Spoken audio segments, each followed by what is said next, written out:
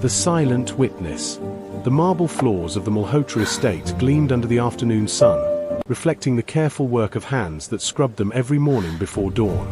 Mira moved through the hallways with practiced silence, her dupatta draped modestly over her shoulders, carrying a tray of empty teacups from the morning guests. At 23, she had learned to make herself invisible, a skill necessary for survival in homes where people like her were seen as part of the furniture. She had been working at the estate for nearly 2 years, ever since her father's sudden death left her family drowning in debt. Her mother's health had collapsed under the weight of grief, leaving Mira and her 15-year-old brother Rahul to fend for themselves. The job paid enough to cover rent, food, and Rahul's school fees, though barely. What mattered most was that Rahul could continue his education, something their father had valued above all else. Vikram Malhotra, the owner of this sprawling property, was a man of few words. At 31, he had built a successful architectural firm that specialized in sustainable design. People in the city spoke of his brilliance with structures and spaces, but also of his cold demeanor. He rarely smiled, kept interactions brief, and spent most evenings alone in his study, surrounded by blueprints and books. Mira had worked here long enough to understand that his silence wasn't cruelty but simply his nature. He never raised his voice, never made unreasonable demands, and always paid on time. For that alone, she was grateful. That evening, the house buzzed with activity. Vikram was hosting a dinner for potential investors, something he did reluctantly but necessarily. Mira worked alongside the other household staff, ensuring everything ran smoothly. The guests arrived in expensive cars, their laughter loud and their jewelry louder. She kept her head down, refilling glasses and clearing plates, trying to remain unnoticed. It was during dessert when things turned ugly. One of the guests, a middle-aged woman dripping in gold, called Mira over with a snap of her fingers. Mira approached quickly, her heart already sinking at the woman's tone. "This spoon has water spots," the woman announced, holding up the perfectly clean silverware for everyone to see. "Do you people not know how to wash dishes properly?" Mira's throat tightened. "I apologize. I'll bring you a fresh one immediately." "Wait," another guest, a man in an expensive suit, joined in with a smirk. "Isn't this the same girl who was hovering near the hallway earlier? I noticed my phone was on the table. Should we check if anything's missing?" The accusation hit Mira like a physical blow. Her face burned with shame as several guests turned to stare at her with suspicion. She wanted to defend herself, to tell them she would never steal, that she had never taken anything that wasn't hers. But her voice refused to come. Years of being told to stay quiet, to not cause trouble, had trained her silence. I didn't touch anything, sir," she managed to whisper, her hands trembling so badly that the tray shook. The woman laughed, a sharp, cruel sound. "They all say that. These people think just because they work in big houses, they can help themselves to our things." From across the room, Vikram had been listening. He set down his glass with a deliberate clink that drew everyone's attention.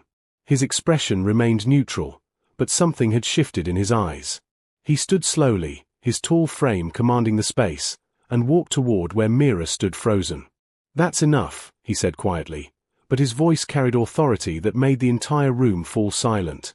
"Mira has worked in my home for 2 years. She has never given me a single reason to doubt her integrity. The same cannot be said for guests who forget basic human decency." The accusers shifted uncomfortably. Vikram turned to Mira, his gaze softer than she had ever seen it. "You can go. Take the rest of the evening off." As Mira hurried away, tears finally spilling down her cheeks, she didn't see Vikram return to his guests with ice in his voice, asking them to leave his home.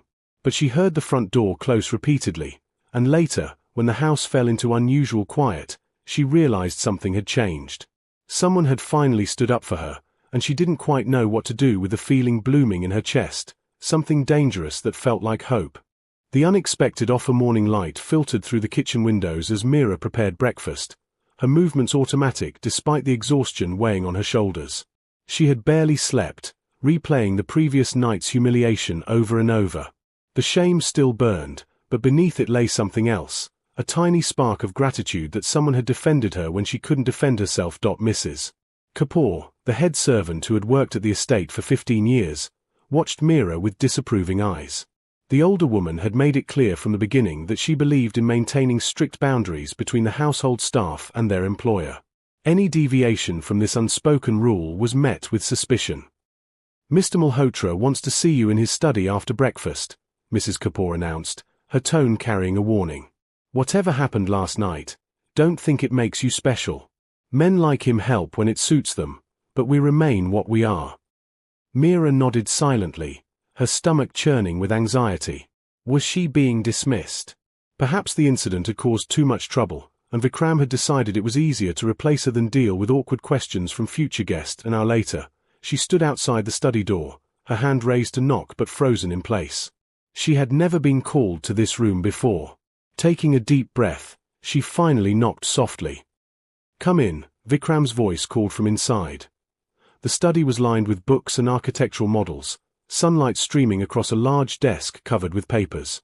Vikram sat behind it, but stood when she entered, gesturing to a chair across from him. Meera remained standing, uncomfortable with the informality. "Please, sit," he said gently, waiting until she perched nervously on the edge of the chair. "I wanted to talk to you about last night. First, I want to apologize that you were subjected to such treatment in my home." "No, sir, you don't need to apologize," Meera said quickly. "You were kind to say what you said. I'm grateful." Vikram studied her for a moment, his expression thoughtful. "How old are you, Meera?" 23, sir." "And your education? How far did you study?" The question surprised her. "I completed 10th standard, sir. I wanted to continue, but after my father passed away, there wasn't enough money. My brother Rahul is in 9th standard now. His education is more important." "Why is his education more important than yours?" The question hung in the air, and Meera struggled to answer. It had always been understood in her family that if choices had to be made, the boy's education came first. That was simply how things were. He has better opportunities, sir. He can get a good job, support our mother. For girls like me, education doesn't change much." Vikram leaned back in his chair, his fingers steepled under his chin. "What if I told you that wasn't true? What if I told you that your education could change everything, not just for you but for your entire family?" Meera's heart began to race, though she didn't dare hope she understood where this conversation was heading. "I've been thinking about what happened yesterday," Vikram continued. "Those people looked at you and saw only a servant, someone beneath them, someone whose word meant nothing. They felt entitled to humiliate you because they believed you had no power, no voice, no value beyond the work you do for others." His words struck deep because they were true. That was exactly how those guests had seen her, and how the world saw her every single day. "I want to offer you an opportunity," Vikram said, his tone careful and measured. "I will sponsor your education. You can complete your remaining schooling and then pursue whatever field interests you. I'll arrange for flexible hours so you can continue working here if you need the income, but education will be your priority." Meera stared at him, unable to process what she was hearing. "Sir, I can't accept such charity. It's too much." "Why would you?" "It's not charity," Vikram interrupted firmly. "Consider it an investment. You're clearly intelligent and hardworking.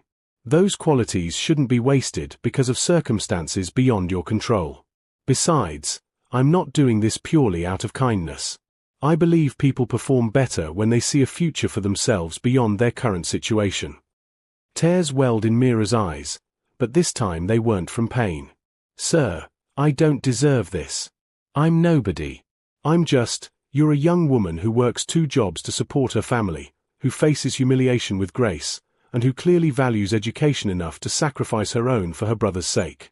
That tells me everything I need to know about your character." He paused, softening his tone. "Everyone deserves a chance to build a better life, Meera. Let me give you that chance." The door to the study opened suddenly, and Mrs. Kapoor appeared with tea, her eyes immediately suspicious at seeing Meera seated rather than standing. Vikram noticed the look and dismissed it with a polite nod as she set down the tray and left. "Take some time to think about it," Vikram said, pouring tea for both of them, another gesture that felt surreal to Mira. "Talk to your family. But know that this offer is genuine, and I expect nothing in return except that you take your studies seriously."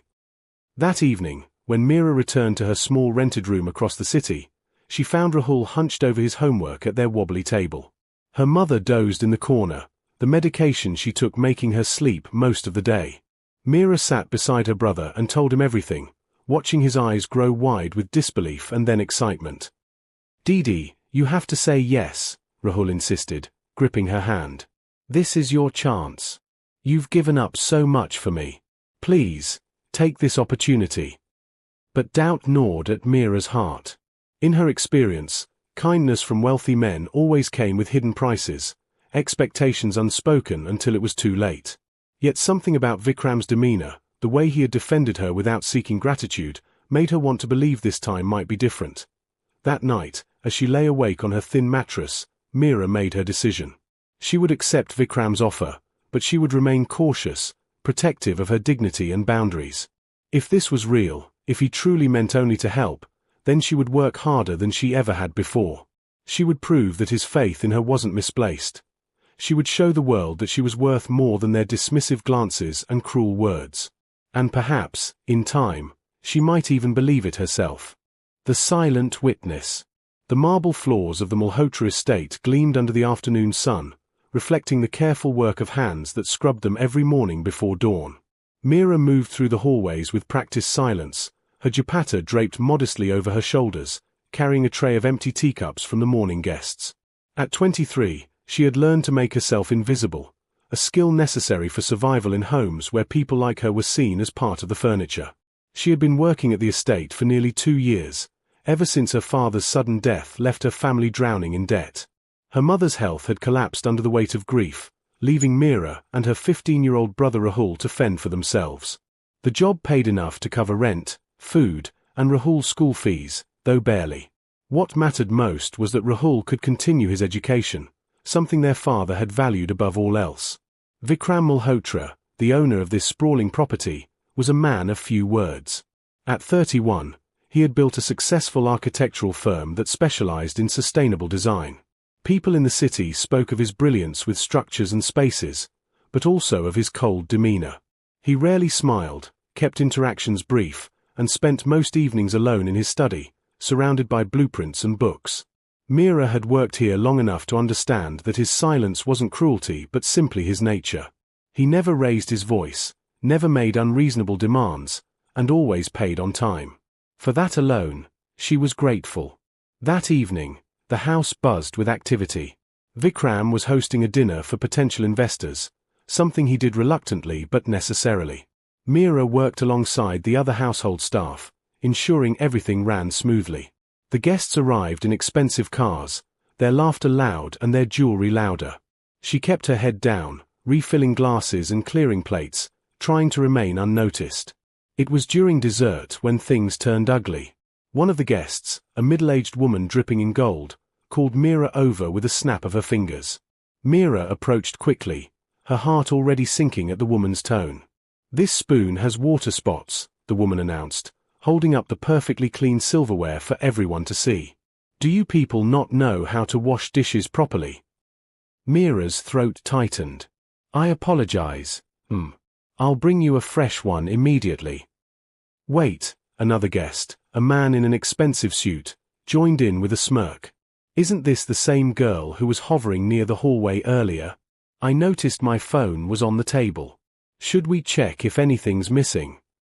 The accusation hit Mira like a physical blow. Her face burned with shame as several guests turned to stare at her with suspicion. She wanted to defend herself, to tell them she would never steal, that she had never taken anything that wasn't hers. But her voice refused to come. Years of being told to stay quiet, to not cause trouble, had trained her silence. I didn't touch anything, sir," she managed to whisper, her hands trembling so badly that the tray shook. The woman laughed, a sharp, cruel sound. "They all say that. These people think just because they work in big houses, they can help themselves to our things." From across the room, Vikram had been listening. He set down his glass with a deliberate clink that drew everyone's attention. His expression remained neutral, but something had shifted in his eyes. He stood slowly, his tall frame commanding the space, and walked toward where Mira stood frozen. "That's enough," he said quietly, but his voice carried authority that made the entire room fall silent. "Mira has worked in my home for 2 years. She has never given me a single reason to doubt her integrity. The same cannot be said for guests who forget basic human decency." The accusers shifted uncomfortably. Vikram turned to Mira, his gaze softer than she had ever seen it. "You can go. Take the rest of the evening off." As Mira hurried away, tears finally spilling down her cheeks, she didn't see Vikram return to his guests with ice in his voice, asking them to leave his home. But she heard the front door close repeatedly, and later, when the house fell into unusual quiet, she realized something had changed. Someone had finally stood up for her, and she didn't quite know what to do with the feeling blooming in her chest, something dangerous that felt like hope. Breaking through walls 6 months into her program, Mira faced her first major crisis. The final examination required students to prepare a comprehensive business analysis project worth 40% of their grade. Her assigned topic was complex, analyzing the financial health and strategic positioning of a mid-sized manufacturing company, and despite her best efforts, Mira found herself drowning in data she couldn't quite piece together. She spent every spare moment in the estate's small library, which Vikram had given her permission to use. Spreadsheets and financial reports covered the desk, but the numbers blurred together after hours of staring at them. The concepts her professors taught in class made sense in theory, but applying them to real-world scenarios felt impossible. One evening, she broke down completely. The pressure of maintaining perfect grades while working full-time, combined with news that her mother's medical bills had increased, crashed over her like a wave. She sat in the library with tears streaming down her face, convinced she had been foolish to believe she could actually do this. "Mira." She looked up to find Vikram standing in the doorway, concern etched across his features. She tried to wipe away the tears quickly, embarrassed to be caught in such a vulnerable state. "I'm sorry, sir. I'll clean up and leave," she stammered, gathering her papers with shaking hands. "Stop," Vikram said gently, entering the room and closing the door behind him. "Talk to me. What's wrong?" Everything came spilling out: the impossible project, her fear of failure, the mounting financial pressure, Mrs. Kapoor's constant reminders that she was wasting everyone's time. Vikram listened without interrupting, and when she finally fell silent, exhausted from the emotional release, he pulled up a chair beside her. "Let me see what you're working on," he said, examining her scattered notes and calculations. After a few minutes, he nodded slowly. "The problem isn't your ability to understand the concepts. You're approaching this like someone who has been taught to follow rules rather than think strategically. That's not your fault, it's how traditional education works. But business analysis requires a different mindset." He spent the next 3 hours walking her through the project, not giving her answers but asking questions that helped her see patterns she had missed. His approach was patient and methodical, breaking down complex problems into manageable pieces.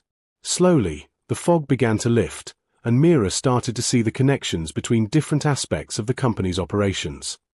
"You're thinking too small," Vikram explained at one point. "You're looking at numbers as isolated facts rather than as a story about the company's choices and challenges. Every financial decision tells you something about priorities, risks, and opportunities. Read between the lines." As they worked, the professional distance that usually marked their interactions dissolved. Vikram shared stories from his own career, describing projects that had failed and lessons he had learned. For the first time, Mira saw him not as her employer or benefactor but as a person who had faced doubts and struggles, who had built his success through persistence and learning from mistakes. "When I was 25, Vikram said quietly as they took a break around midnight, I designed a community center for a low-income neighborhood. I was so proud of the design, it won awards, got featured in architecture magazines. But 6 months after it opened, I visited and found it barely used. The building was beautiful but completely impractical for the community's actual needs. I had designed for my vision, not for the people who would use the space." "What did you do?" Mira asked, drawn into the story. "I admitted my mistake. I worked with community leaders to redesign the interior, making modifications that actually served their needs. It was humbling, and it taught me that good work isn't just about technical excellence. It's about understanding people, context, purpose. He looked at her seriously. That's what you're learning now. How to read situations, understand motivations, see the human element behind the data. The conversation drifted to deeper topics: what success meant, whether education truly created opportunity or simply revealed existing inequalities, the responsibility of those with privilege to help others. Vikram spoke about his father, who had built the family wealth but had also been distant and demanding, valuing achievement over relationships. His mother had passed away when he was young, leaving him raised primarily by household staff, which was why he treated employees with more respect than most wealthy people did. "I know what it's like to feel alone in a crowded house," Vikram admitted. "I know what it's like to have people serve you but not truly see you. Maybe that's why I recognized something in you, that dignity you maintain even when others try to diminish you." Meera felt her heart skip at his words, suddenly aware of how close they were sitting, how the late hour and intimate conversation had created a bubble of vulnerability around them. She pulled back slightly, reminding herself of the vast distance between their worlds. "I should let you sleep," she said softly. "You've already helped so much." But Vikram caught her hand gently, stopping her from gathering her papers. "Meera, I need you to understand something. You're not going to fail this project. You're not going to fail at any of this. I've seen you face every challenge with courage and determination. You doubt yourself because society has trained you to believe you don't belong in these spaces. But you do belong. Your perspective, your experiences, your intelligence, they're all valuable. Don't let anyone, including yourself, convince you otherwise." The sincerity in his voice made tears well up in Meera's eyes again, but this time they were different. Tears of gratitude mixed with something more complicated, something that frightened her because she knew it was dangerous to feel this way about someone so far beyond her reach. Over the next 2 weeks, Meera threw herself into the project with renewed energy. She stayed late at the library, analyzing every aspect of the company's operations, building arguments and supporting them with data. Vikram checked in regularly, offering guidance when she got stuck but mostly letting her work independently. The day she submitted her project, Meera felt a strange mixture of exhaustion and pride. She had created something substantial, something that reflected genuine understanding rather than rote memorization. Whatever grade she received, she knew she had pushed herself beyond what she thought possible. Results came 3 weeks later.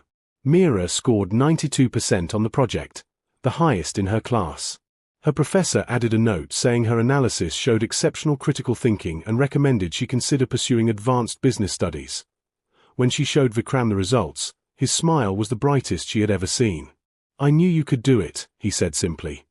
But the victory felt bittersweet because Meera had realized something during those late nights in the library.